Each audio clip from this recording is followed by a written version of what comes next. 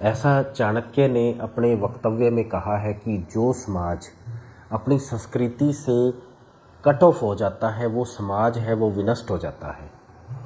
आयुर्वेद हमारी संस्कृति है और ये जो हेल्थ का ब्रेकडाउन हुआ है ना, इसका अकेला सबसे बड़ा जो कारण है वो कि हम लोग आयुर्वेद से बहुत दूर चले गए। आयुर्वेद हमारी संस्कृति है, हम अपनी ही संस्कृति को भूल गए हैं।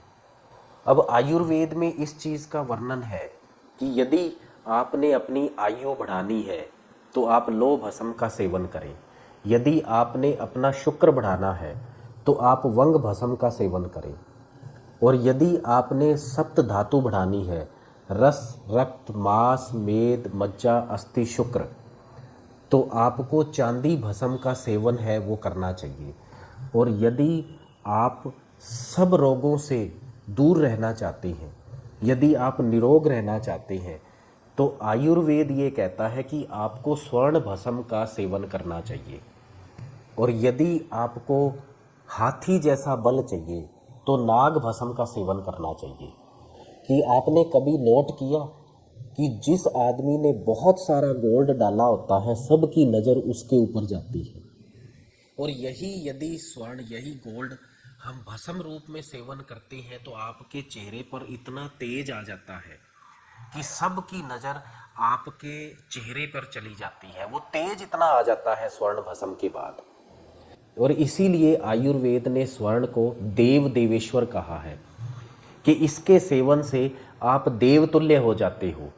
आपके चेहरे पे एक अलग से नूर आ जाएगा, आप तेजस्वी हो जाओगे, आप इंटेलिजेंट हो जाओगे, आप सहनशील हो जाओगे, आप कॉन्फिडेंट हो जाओगे, आप सेल्फ एस्टीम्ड हो जाओगे।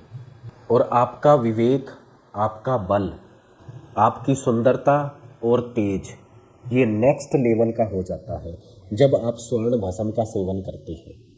और आयुर्वेद ने ऐसा माना है कि यदि आप स्वर्ण भस्म का सेवन करते हैं तो आप कभी बूढ़े नहीं होते हैं। बाल सफ़ेद होने से कोई बूढ़ा नहीं हो जाता, उम्र के कोई बढ़ने से बूढ़ा नहीं हो जाता।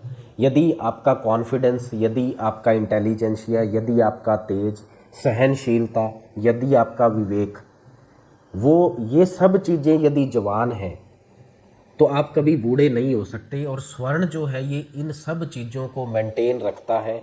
इन सब चीज़ों को 80 साल तक भी आप कमज़ोर नहीं पड़ते हैं। और जैसे समुंदर से बड़ा कोई जल संग्रह नहीं है, वेदों से बड़ा कोई ज्ञान नहीं है, ऐसे ही स्वर्ण से बड़ा कोई रसायन इस दुनिया में नहीं है। कोई भी पैथी ऐसी नहीं है जो आपको निरोग कर सकती है। ऐसा करें कि आपको रोग ना हो। आपको रोग हो जाता है तो आप ट्रीटमेंट ले सकते हैं। रोग होने के बाद ट्रीटमेंट लेना अलग चीज़ है, लेकिन आपको रोग हो ही ना, इसके लिए आयुर्वेद हमारे पास इकलौता विकल्प है। एक चीज़ आपने नोट की है कि जो भीष्म पितामह था उसकी उम्र 185 साल थी, भीम की उम्र 100 साल थी, द्रोणाचार्य की उम्र 125 साल थी, अर्जुन की उम्र 90 साल थी। भीष्म पितामह जो थे उनके चेहरे पे एंड तक इतना नूर था क्योंकि वो स्वर्ण पात्र में ही खाना खाते थे, सोने के बर्तन में वो खाना खाते थे। और ये स्वर्ण के कारण ही उनकी जितनी ये उपलब्धि हैं, जितना कॉन्फिडेंस था उनमें, जितनी उनकी मर्यादाएं थी, और वो अपनी निष्ठा पर एंड तक यदि कायम रहे, जो इतना बल आया, जो इतना कॉन्फिडेंस आया, वो स्वर्ण के कारण था। और ऐसा महाभारत में बहुत जगह ऐसा वर्णन आता है कि भीष्म पितामह स्वर्ण पात्र में ही भोजन सेवन करते थे। एक चीज़ दोस्तों आपने नोट की होगी कि जब आप ओरिजिनल गोल्ड डालते हो एक अलग ही फीलिंग आती है। आर्टिफिशियल गोल्ड वो आपको फीलिंग नहीं दे सकता। सेम ऐसे ही यदि आप स्वर्ण भस्म का सेवन करते हो आपके अंदर एक अलग ही फीलिंग आती है, एक अलग ही कॉन्फिडेंस आता है। और दोस्तों एक बेहतरीन नुस्खा आपके साथ शेयर करना चाहता हूँ। हम लोग ये स्वर्ण भस्म का प्रचुर मात्रा में इस्तेमाल करते हैं, कैप्सूल फॉर्म में है। आप इसका फार्मूला नोट कर सकते हैं। इस कैप्सूल के अंदर जो गोल्ड कितनी मात्रा में है, और ये एक गजब का रसायन है। बहुत से वैद्य लोग, बहुत से डॉक्टर लोग इसको इस्तेमाल कर रहे हैं। तो आप प्लीज़ ये नुस्खा नोट कर लो। आप ये इसको हमने नाम दिया है ये महारसायन है आयुर्वेद का।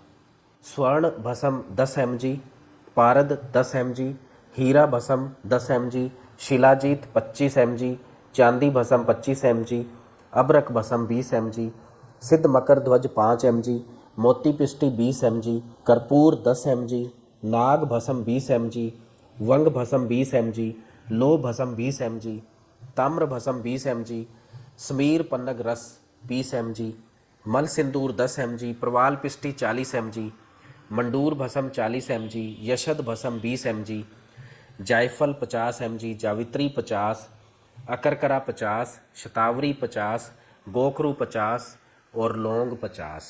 स्वर्ण के ऊपर दोस्तों ये एक छोटा सा वीडियो था कि स्वर्ण की आपकी ज़िंदगी में अहमियत क्या है, यूटिलिटी क्या है।